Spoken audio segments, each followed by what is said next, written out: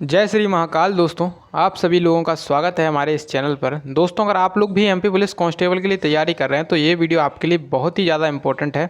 इस वीडियो में हम लोग कुछ रीजनिंग के ऐसे क्वेश्चंस करते हैं जो कि आपके प्रीवियस ईयर एग्जाम्स में पूछे गए हैं। तो चलिए शुरुआत करते हैं इस वीडियो की।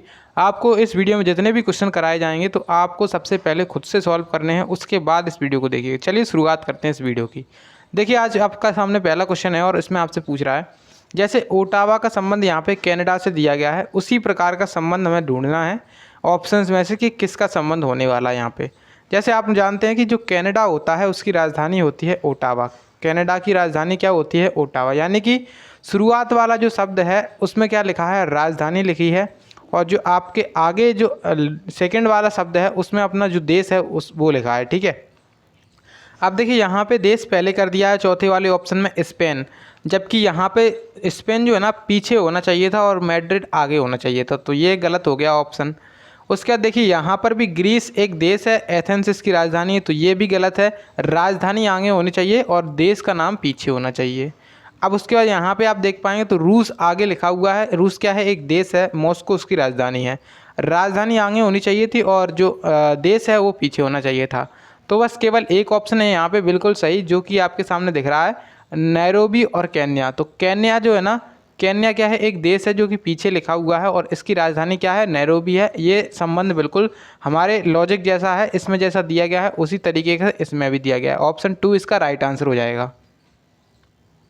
अब देखिए सेकंड क्वेश्चन आपसे पूछा गया है। क्वेश्चन में कह रहा है कि उस विकल्प को चुनिए जो चौथी संख्या से ठीक उसी तरह से संबंधित है जिस तरह से पहली संख्या दूसरी संख्या से संबंधित है और पांचवी संख्या छठी संख्या से संबंधित है। मतलब इसका जैसे यहाँ पे 22 का संबंध 132 से दिया हुआ है और यहाँ पे दिया गया है कि 24 का संबंध 144 से है, तो हमें बताना है कि किसका संबंध 72 से होगा, 72 से होगा। अब देखिए पहला अगर आप उठा के चेक करेंगे तो 22 से कितना हुआ है? 132 हुआ है।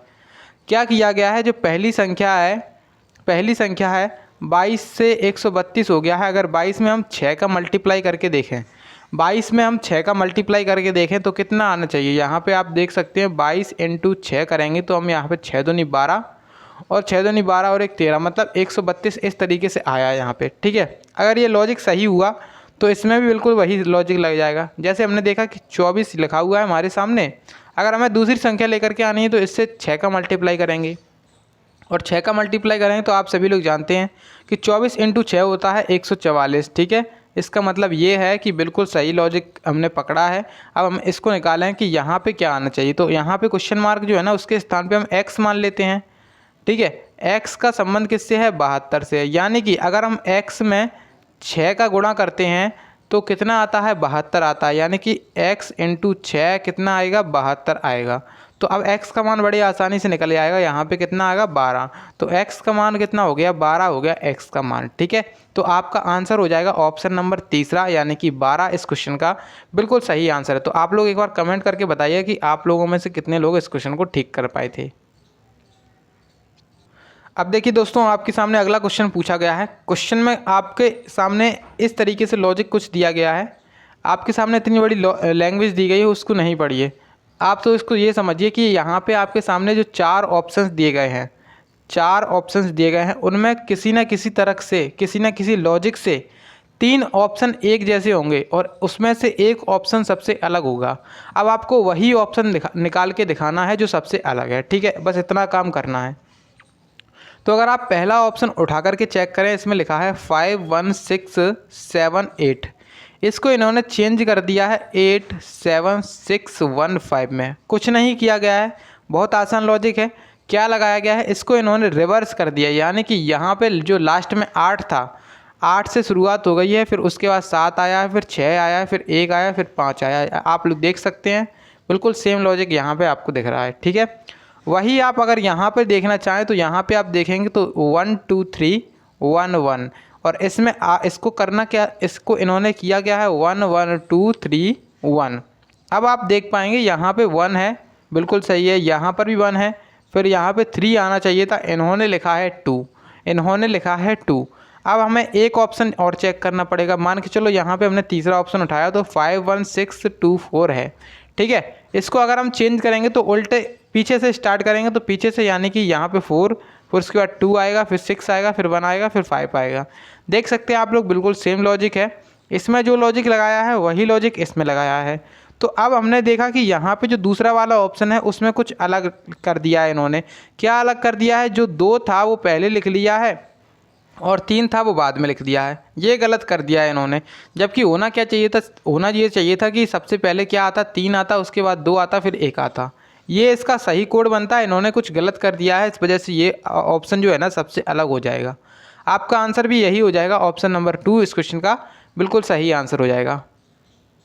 अब देखिए दोस्तों, आपके सामने नेक्स्ट क्वेश्चन पूछा गया है और उसमें कह रहा है कि उस शब्द युग्म को चुनिए जिसमें शब्द ठीक उसी तरीके से संबंधित हैं जिस तरीके से नीचे दिए गए शब्द युग्म में संबंधित हैं। देखिए यहाँ पे आपसे दिया गया है उपचार और अस्पताल। देखिए जो अस्पताल होता है वहाँ पे क्या होता है, उपचार होता है। यानी कि सेकंड नंबर पे क्या आ रहा है, सेकंड नंबर पे जो ऐसी चीज़ आ रही है जहाँ पे कोई काम हो रहा है, जहाँ पर कोई काम हो रहा है, ठीक है, स्थान आ रहा है, स्थान आ रहा है। सेकंड स्थान पे क्या आ रहा है, स्थान का नाम आ रहा है, जैसे अस्पताल हो गया, विद्यालय हो गया और मंदिर हो गया, इस तरीके से, ठीक है, सेकंड स्थान पे आना चाहिए। इस लॉजिक को पकड़िए। जो अस्पताल है उसमें होता है उपचार, ठीक है। अब देखिए यहाँ पे आपने देखा कि सिनेमा घर और मनोरंजन, अगर ये उल्टा लिखा रहता कि मनोरंजन जो है ना शुरुआत में आता और सिनेमा घर बाद में जाता तो हमारा ये सही हो जाता, क्योंकि जो स्थान है, प्लेस का नाम है, वो सेकंड स्थान पे आएगा। यानी कि सिनेमा घर जो है ना वो दूसरे नंबर पे आना चाहिए था और मनोरंजन जो है ना वो पहले नंबर पे आना चाहिए था। ये हमारा इस लॉजिक के जैसा नहीं है, तो ये गलत हो गया। इसमें देखें गैराज और मरम्मत। देखिए गैराज और मरम्मत, मरम्मत का काम गैराज में होता है, ये बात बिल्कुल सही है, लेकिन मरम्मत जो है ना वो पहले आनी चाहिए थी और गैराज बाद में जाना चाहिए था। इस तरीके से ये भी गलत हो गया। उसी तरीके से आप देख पाएंगे प्रार्थना मंदिर, तो मंदिर आपका स्थान है, स्थान दूसरे नंबर पे आना चाहिए था, प्रार्थना पहले नंबर पे आना चाहिए, तो ये भी गलत हो गया, ये भी गलत है। केवल एक ऑप्शन बच रहा है यहाँ पे, विद्यालय। विद्यालय क्या है, एक स्थान है, ठीक है, विद्यालय क्या है, एक प्लेस का नाम है। और उसी तरीके से विद्यालय में क्या मिलती है, शिक्षा मिलती है, ये बात क्या है, बिल्कुल सत्य है। तो आपका ऑप्शन नंबर जो 2 है वो इस क्वेश्चन का बिल्कुल सही आंसर होने वाला है, ठीक है। अब देखिए एक और नेक्स्ट क्वेश्चन पूछा गया है, काफ़ी ज़्यादा अच्छा क्वेश्चन है, बेहतर क्वेश्चन है। इसमें पूछ रहा है कि अक्षरों के उस संयोजन को चुनिए जिसे दी गई श्रृंखला के रिक्त स्थानों में क्रमिक रूप से रखने पर श्रृंखला पूरी हो जाएगी। श्रृंखला आपके सामने कुछ इस तरीके से दी गई है, यहाँ पे एक श्रृंखला दी गई है, इसको हम आपको जूम करके दिखाते हैं। जैसे आपने देखा यहाँ पे इस तरीके से आपके सामने श्रृंखला दी गई है, ठीक है। अब इस श्रृंखला में आपको देखना है कि हमें इस जगह पर क्या भरा जाना चाहिए कि हमारी ये श्रृंखला जो है ना वो पूरी हो जाए। तो मान के चलो अगर हम यहाँ पे भर देंगे पहले वाले ऑप्शन के हिसाब से कि सभी में बी भर दें, तो इसमें भी अगर हमने बी भरा, इसमें भी बी भर दिया, इसमें भी बी भर दिया और सभी में बी भर दिया, तो आप देख पाएंगे यहाँ पे क्या बनेगा। अगर हम यहाँ पे बी भर दें और यहाँ पर भी बी भर दें, यहाँ पर भी बी भर दें, यहाँ पर भी बी भर दें, तो आप देख पाएंगे ए डबल बी हो गया यहाँ पे, उसके बाद ए ट्रिपल बी हो गया, फिर ए ट्रिपल बी हो गया, फिर ए हो गया। यहाँ पे कुछ लॉजिक बना नहीं बना। अब आप देखेंगे कि दूसरा वाला ऑप्शन क्या है यहाँ पे, तो दूसरे वाले ऑप्शन में उठाया B double A B, B double A B. अगर आप इसको भर के देखें यहाँ पे, तो यहाँ पे आएगा बी, यहाँ पे आएगा डबल ए और इसमें भी ए, ठीक है, इसमें बी आ जाएगा। तो अब आप देख पाएंगे यहाँ पे क्या होगा, ए डबल बी, ठीक है, फिर उसके बाद डबल ए डबल बी, फिर उसके बाद डबल ए डबल बी और फिर ए।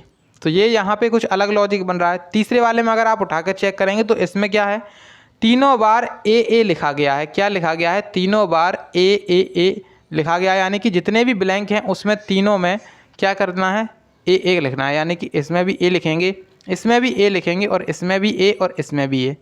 तो अगर आप देखें कि यहाँ पे अब बनेगा का ये ए बी ए बना, फिर से double A B double A फिर डबल बी फिर ट्रिपल ए फिर बी ए। तो कुछ लॉजिक आपको समझ में आ रहा है, नहीं आ रहा है, ये वाला भी गलत हो गया, मतलब ये वाला लॉजिक भी गलत है।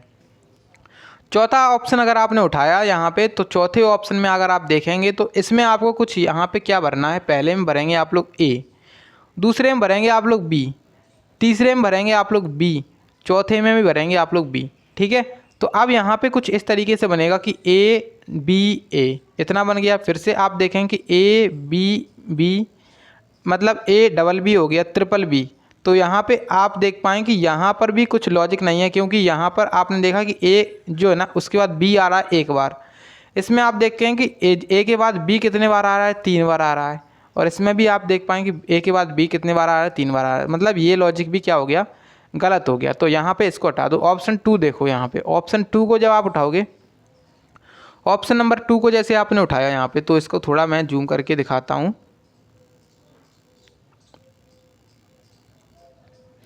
अब देखिए ऑप्शन नंबर 2 को आपने उठाया यहाँ पे, ठीक है। ऑप्शन नंबर 2 में जैसे आपने देखा कि पहले में आपको भरना क्या है, बी भरना है, तो इसमें हमने भर दिया बी, ठीक है।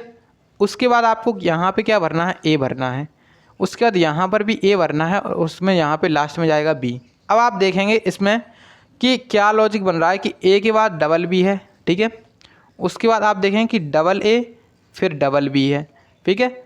उसके बाद फिर आप देखें कि डबल ए फिर डबल बी है, और उसके बाद यहाँ पे आप देख पाएंगे यहाँ पे क्या है, ए है। तो ये लॉजिक आपको बिल्कुल सही बन रहा है। आपका ऑप्शन नंबर 2 जो है ना, इस क्वेश्चन का बिल्कुल सही आंसर हो जाएगा, ठीक है। इस क्वेश्चन का जो आंसर है वो बिल्कुल सही क्या होने वाला है, आपका जो आंसर है वो कुछ इस तरीके से होगा कि यहाँ पे आप इसको इस तरीके से देख सकते हैं कि यहाँ पे आपने देखा कि ए डबल बी ए कितना हो गया, ए डबल बी ए। उसी तरीके से ए डबल बी ए यहाँ पर भी हो गया, ए डबल बी ए यहाँ पर भी हो गया। यानी कि इसको 3 भागों में बांट दिया हमने, A double B A double B A और ए डबल बी ए। आप लोग समझ गए होंगे। इसमें जो बन रहा है पूरा ए डबल बी ए बन रहा है। ऑप्शन नंबर यहाँ पे आपका 2 वाला तो है ही बिल्कुल सही आंसर इस क्वेश्चन का, ठीक है। अब देखिए दोस्तों, आपसे अगला क्वेश्चन पूछा गया है। क्वेश्चन में कह रहा है कि उस दिए गए अक्षर समूह में से 3 अक्षर समूह समान हैं, हालांकि एक विकल्प अन्य 3 के समान नहीं है। उस विकल्प को चुनिए जो बाकियों से अलग है। बाकियों से अलग का मतलब यहाँ पे 3 ऑप्शंस ऐसे होंगे जो एक जैसे होंगे, और उसमें से एक ऑप्शन ऐसा होगा जो अलग होगा। अब आपको बताना है कि अलग ऑप्शन कौन सा है। पहले वाले में अगर आप देख पाएंगे तो यहाँ पे लिखा है RTU। आप सभी लोग जानते हैं कि R हमारा जो है ना 18 पे आता है, T 20 पे आता है, U 21 पे आता है। इसमें हमने जोड़ दिया है 2, इसमें हमने जोड़ दिया है 1, ठीक है। दूसरा ऑप्शन उठाएंगे यहाँ पे तो J, K और L।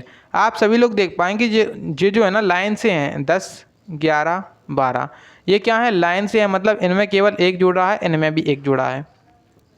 उसके बाद आप तीसरा ऑप्शन उठाएंगे तो यहाँ पे FGH लिखा हुआ है, ये भी क्या है, लाइन से हैं। तो 6, 7, 8 ये भी लाइन से दिए गए हैं। ABC उठाया आपने तो यहाँ पे आपने देखा कि ABC भी क्या है, लाइन से हैं। मतलब ये तीनों जो है ना ऑप्शन एक जैसे हैं, एक वजह से एक लाइन से दिए गए हैं। मतलब सभी में +1 कर रहे हैं। जबकि जो अपना पहला ऑप्शन है उसमें RTU लिखा हुआ है, इसमें क्या किया गया है, इसमें किया गया है कि पहले में इसमें 2 जोड़ दिया है और आखिरी में 1 जोड़ा गया है। इस वजह से ये सबसे अलग हो जाएगा। आपका ऑप्शन जो है ना 1 वाला, ऑप्शन 1 इसका अलग यानी कि आंसर हो जाएगा इस क्वेश्चन का, ठीक है। अब देखिए नेक्स्ट आपसे क्वेश्चन में पूछा गया है कि एक खास कूट भाषा में 6 to 9 को NAMO नमो TEFAK। देखिए यहाँ पे आपके सामने क्या दिया गया है, नमो टी और फेक, NAMO TEFEK। तो यहाँ पे आपका इसका कोड दिया गया है 6 to 9, ठीक है। उसके बाद आपको दिया गया है डम्ब TO और TE, DUMB TO और TE। इसका कोड दिया गया है कुछ इस तरीके से 943।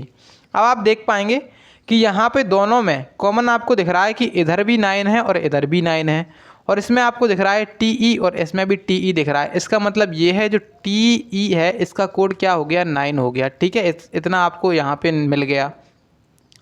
उसके बाद आपने देखा यहाँ पे तीसरा आपको दिख रहा है, क्या दिख रहा है, TOFIR और TAKO। इसमें यहाँ पे आपको इतना दिख गया। अब आप देखें कि यहाँ पे TO है और यहाँ पर भी TO है।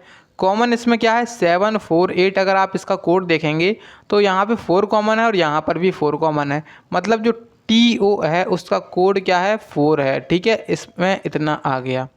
अब हमसे पूछा गया क्वेश्चन में कि इस कूट भाषा में 3 को कैसे लिखा जाएगा, यानी कि जो 3 है ना वो किसका कोड है। अब आप सभी लोग जानते हैं जो 9 है वो किसका हो गया, 9 हो गया TE का, तो TE हटा दो। उसी प्रकार से 4 भी हमें पता है कि 4 भी जो 4 है ना वो 2 का हो गया, तो 2 को भी हटा दो। इसमें बचा रह गया, इसमें 9 हट गया और इसमें 4 हट गया, बचा रह गया 3। इधर साइड 3 बचा रह गया और इधर साइड बचा रह गया डम्ब, DUMB। यानी कि जो 3 है वो किसका कोड है, डम्ब का कोड है।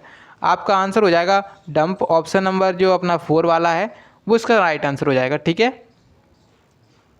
देखिए दोस्तों आपसे नेक्स्ट क्वेश्चन पूछा गया। क्वेश्चन में कह रहा है कि दी गई दो संख्याओं को आपस में बदलने पर निम्नलिखित में से कौन सा समीकरण सही नहीं होगा।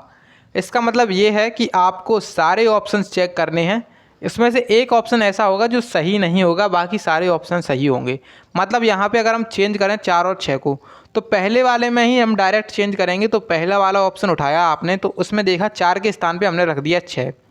ठीक है, इसके बाद यहाँ पे प्लस लगाएंगे, 5 लिख देंगे, माइनस 4 है यहाँ पे, बराबर में कितना आना चाहिए, 7 आना चाहिए। देखते हैं यहाँ पे अगर इसको जोड़ा जाएगा तो कितना हो जाएगा, 6 और 5 11, और 11 में से 11 में से 4 जाएगा, बचेगा 7, मतलब 7 बराबर 7 है।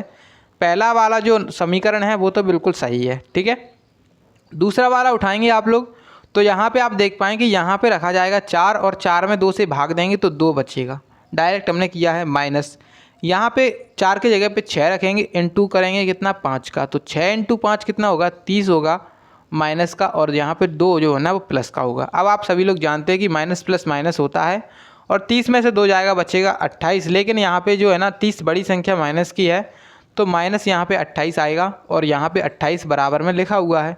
मतलब ये समीकरण भी क्या है, बिल्कुल सही है। तीसरा आप उठाएंगे यहाँ पे, तो तीसरे में आपको दिख रहा है यहाँ पे 2, कितना दिख रहा है, यहाँ पे 2 दिख रहा है पहले। उसके बाद 6 जो है ना, 6 के स्थान पे आएगा 4 इंटू 5 माइनस 6। ठीक है, अब यहाँ पे देखेंगे कि यहाँ पे कितना है, 4 इंटू 5 है, तो 4 इंटू 5 कितना होता है, 20 होता है। 20 और 2 22 होगा। 22 में से अब जब आप 6 घटाएंगे तो क्या बचेगा, 16 बचेगा। बिल्कुल सही लिख रहा है ये, मतलब हमारे तीनों ऑप्शन सही हैं, तीनों ऑप्शन सही हैं। केवल एक ही ऑप्शन होगा जो सबसे अलग होगा, ऑप्शन नंबर 4 इसका राइट आंसर हो जाएगा। इसको अगर आप चेक करना चाहें तो ऐसे करेंगे कि यहाँ पे हमने 6 के स्थान पे 4 रखा, इंटू 3 करेंगे, और माइनस 4 के स्थान पे हमने 6 रखा, और डिवाइड बाई 1 इक्वल टू में 3 आना चाहिए।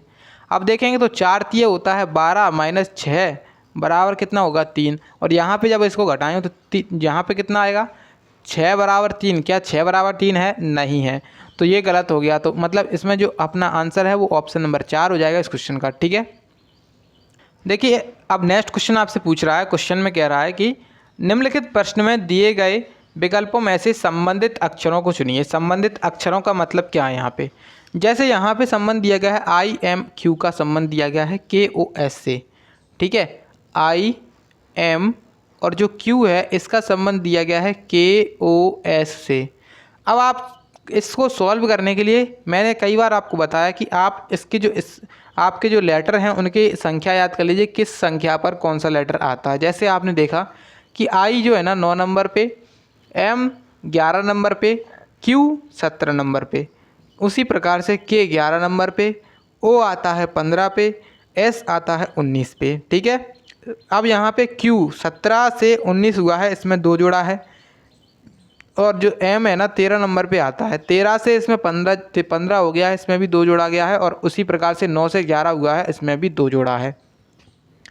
तो आप लोग समझ गए होंगे कि सभी में +2 +2 +2 कर रहे हैं। तो अब हमें यहाँ पे निकालना है। जैसे तो आपने देखा यहाँ पे X B और F, अब यहाँ पे +2 करेंगे सभी में, कितना करना है, +2, और इसमें भी +2। B जो है ना वो 2 नंबर पे आता है, F आता है 6 नंबर पे, और X आता है 24 नंबर पे। 24 और 2 हो जाएगा 26, और 26 पे आएगा Z, और Z से 2 ऑप्शन स्टार्ट हैं, तो एक ऑप्शन ये और एक ऑप्शन ये वाला दोनों ऑप्शन चले जाएंगे। ठीक है, अब आपको देखना है यहाँ पे B 2 नंबर पे आता है, उसमें 2 जोड़ेंगे तो 4 हो जाएगा। 4 पे आएगा यहाँ पे आपका D। अब D कौन से ऑप्शन में, यहाँ पे F लिख दिया है और यहाँ पे लिख दिया है D, तो यहाँ पे आंसर हो जाएगा ये ऑप्शन नंबर 4। आगे चेक नहीं करना है एग्ज़ाम में, यहाँ पे आपको बता देते हैं 6 और 2 हो जाएगा 8, और 8 नंबर पे आता है H। तो आप देख पाएँ कि ZDH इसका आंसर होगा ऑप्शन नंबर 4।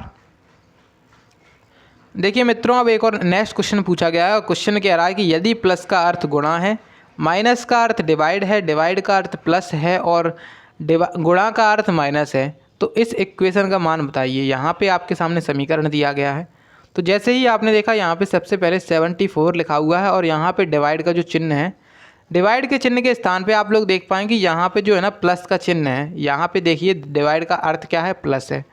उसके बाद आपने देखा जो माइनस है, यहाँ पे पहले 11 नोट कर लें। माइनस के स्थान पे क्या है, माइनस के स्थान पर जो है ना वो डिवाइड है, इसमें 33 आएगा। और जो प्लस का स्थान है उसके स्थान पे क्या है, यहाँ पे गुणा का चिन्ह है। और 42 इंटू के स्थान पर क्या है, जो गुणा का चिन्ह है उसके स्थान पर अपना माइनस है। और यहाँ पे आप लोग देखेंगे कि 16 है। अब इसको सॉल्व करना है बोर्ड मास तरीके से। बोर्ड मास नियम से जैसे ही आप इसको सॉल्व करें तो 74 प्लस यहाँ पे 11/33 हो जाएगा इंटू 42 माइनस कितना 16। अब यहाँ पे आप देख पाएंगे 11/33 यानी कि 11 से 3 बार जाएगा और 3 से यहाँ पे चला जाएगा 14 बार। ठीक है, तो कितना हो गया, यहाँ पे आप देख पाएंगे 74 + 14 - 16। तो यहाँ पे अब आप इसमें ऐसे घटा लो तो यहाँ पे माइनस का 2 बचेगा, यानी कि 74 - 2 कितना बचा रह गया, यहाँ पे 74 में से 2 जाएगा तो 72 बचेगा। आपका जो आंसर है वो 72 हो जाएगा, यानी कि ऑप्शन नंबर तीसरा हो जाएगा इस क्वेश्चन का, जो कि आपका बिल्कुल सही हो जाएगा। ठीक है, देखिए अब क्वेश्चन पूछा गया है आपसे। क्वेश्चन में कह रहा है कि दिए गए आरेख में कुल शिक्षकों की संख्या बताइए, यानी कि कुल कितने टीचर्स हैं। यहाँ पे जो टीचर्स वाला सेक्शन है उसमें हमें बताना है टीचर्स किस में है। टीचर जितने भी अपना जो त्रिभुज, जितना भी अपना जो अपना सर्किल है यानी कि वृत्त है, उसके अंदर जितने भी व्यक्ति हैं उन सभी को जोड़ दो, टीचर्स की संख्या निकल के आ जाएगी। अब आप देख पाएंगे यहाँ पे इसके अंदर कितने लोग हैं, इन सभी को हमें जोड़ना है। तो यहाँ पे देखा 16 और 4, 16 और 4 हो गया 20, 20 और 8 जोड़ेंगे और उसके बाद 9 जोड़ेंगे। तो 20 और 8 कितना हो गया, 28 हो गया। 28 में 9 जोड़ेंगे तो हो जाएगा 37। 37 ही इसका राइट आंसर है, यानी कि ऑप्शन नंबर 2 जो है ना 37 इसका राइट आंसर है। क्वेश्चन में पूछा गया था कि कुल टीचर्स की संख्या बताइए, तो कुल टीचर्स जो है ना वो 37 हैं। कितने हैं, 37 हैं। अब देखिए आपसे अगला क्वेश्चन पूछ रहा है। क्वेश्चन में आपसे कह रहा है मनीषा की बहन साक्षी शुभम की पत्नी है। मनीषा की कोई बहन है जिसका नाम है साक्षी, वो किसकी पत्नी है, शुभम की पत्नी है। ठीक है, मतलब जो साक्षी है वो किसकी पत्नी है, साक्षी नाम की कोई लड़की है, वो किसकी पत्नी है, साक्षी जो है ना किसकी पत्नी है, शुभम की। अब आगे क्वेश्चन में कह रहा है कि शुभम जो है ना दर्शन का भाई है। शुभम किसका भाई है, दर्शन का भाई है। और आप आगे देख पाएंगे कि यहाँ पे आप देख पाएंगे कि जो शुभम किसका भाई है, दर्शन का भाई है। मनीषा के बेटे आकाश की एक बहन रेखा है। तो मनीषा, जैसे आपने देखा कि मनीषा किसकी बहन थी, साक्षी की। मनीषा को यहाँ पे आप लिखेंगे, मनीषा किसकी बहन है, साक्षी की बहन है। उसके बाद कह रहा है कि मनीषा के बेटे आकाश, मनीषा का कोई बेटा है जिसका नाम है आकाश, और उसकी बहन का नाम क्या है, उसकी बहन का नाम है रेखा। आकाश की बहन का नाम रेखा, यानी कि मनीषा की बेटी हो जाएगी, जो दर्शन की बेटी है। इसका मतलब ये है जो रेखा है वो किसकी बेटी है, दर्शन की। मतलब इसका ये हो गया कि जो मनीषा है उसका संबंध किससे हो गया, ये आपस में हस्बैंड वाइफ हो गए। दर्शन और मनीषा आपस में क्या हो गए, हस्बैंड वाइफ। जिस तरीके से साक्षी और शुभम हस्बैंड वाइफ हैं, उसी तरीके से मनीषा और दर्शन भी हो गए। ठीक है, और इन दोनों के बच्चों का नाम क्या है, जो मनीषा और दर्शन है उन दोनों के बच्चों का नाम है आकाश और रेखा। ठीक है, उसके बाद कह रहे हैं कि रेखा के पिता दर्शन, रेखा के जो पिता हैं दर्शन, उनकी माँ का नाम क्या है, सलोनी। यानी कि जो दर्शन है उनकी माँ का नाम सलोनी है। दर्शन और शुभम आपस में क्या है, भाई हैं। दर्शन और शुभम आपस में भाई हैं, इसका मतलब ये है इन दोनों की जो माता हैं उनका नाम क्या होगा, उनका नाम होगा सलोनी। अब आगे क्वेश्चन में कह रहा है कि सलोनी का साक्षी से क्या संबंध है। अब देखिए यहाँ पे सलोनी जो है ना वो किसकी माँ है, शुभम की माँ है। सलोनी किसकी माँ है, शुभम की माँ है। और सलोनी की जो बहू है वो कौन है, साक्षी है और मनीषा है। क्वेश्चन में पूछ रहा है कि सलोनी का साक्षी से क्या संबंध है, तो सलोनी जो है ना वो क्या लगेगी, सास लगेगी दोनों की। चाहे अगर मनीषा का भी पूछा जाता तो मनीषा का भी सास हो जाता, यानी कि मनीषा भी सलोनी की जो है ना, सलोनी भी मनीषा की क्या लगती, सास लगती। और उसी प्रकार से साक्षी की भी सास लगती। तो यहाँ पे सास जो है ना इसका राइट आंसर हो जाएगा। ऑप्शन नंबर 1 इसका लगा लीजिएगा, बिल्कुल सही उत्तर हो जाएगा। अब देखिए एक और अगला क्वेश्चन आपसे पूछ रहा है और क्वेश्चन कह रहा है कि निम्नलिखित प्रश्न में दी गई श्रृंखला में से लुप्त संख्या को ज्ञात कीजिए।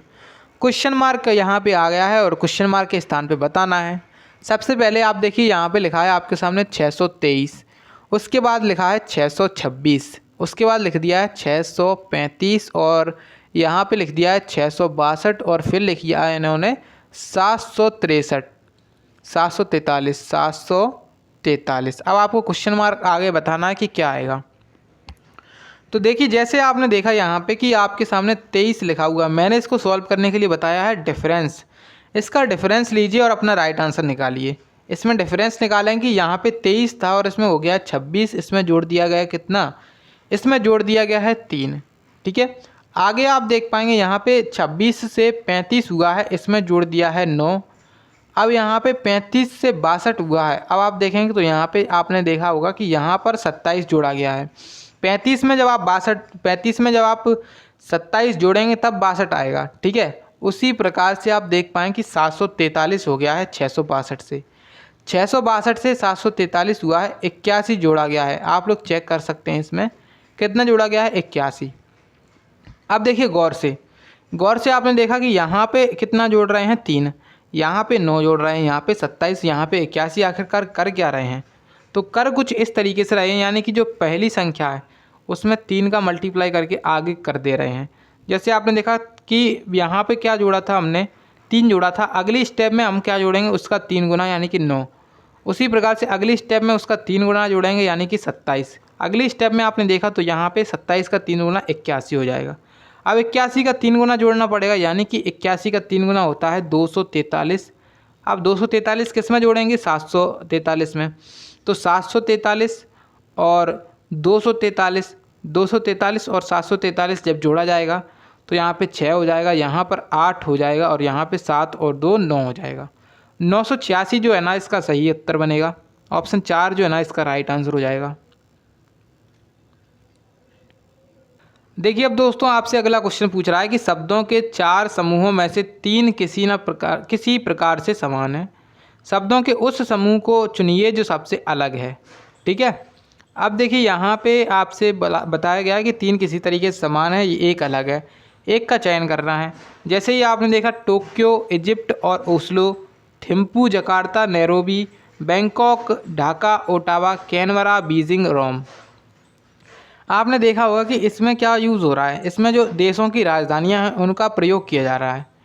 अब आप देख पाएंगे यहाँ पे जो कैनबरा है वो किसकी राजधानी है, ऑस्ट्रेलिया।